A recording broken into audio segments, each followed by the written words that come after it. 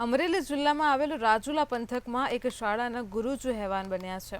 એક શિક્ષક દ્વારા માસૂમ વિદ્યાર્થીની સાથે દુષ્કર્મ આચરવામાં આવ્યું હતું અને બાદમાં જાનથી મારી નાખવાની ધમકી પણ આપવામાં આવી હતી।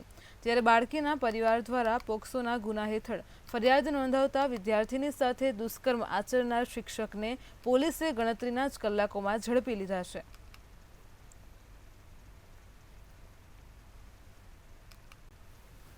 મોહિતભાઈ જિંજાળા નામના શિક્ષકે રાત્રિના એમની ઘરે આવીને જે સગીરભાઈની દીકરી જ્યાં રહે છે રહેણાંક મકાનની અંદર આવી અને જબરજસ્તીથી અને 6 વર્ષ સગીરભાઈની દીકરી સાથે 2 વખત દુષ્કર્મ કરતા આ ગુનાની ફરિયાદ દાખલ થતા તુરંત જ કારણ કે વિદ્યાર્થીની સાથે આવું દુષ્કર્મનો કેસ બનવા પામેલ હોવાથી પોલીસ અધિક્ષક શ્રી હિમકરસિંહ સાહેબના સીધા સુપરવિઝન નીચે ટીમો બનાવેલી અને મારા સુપરવિઝન નીચે કુલ 3 ટીમો કાર્યરત હતી।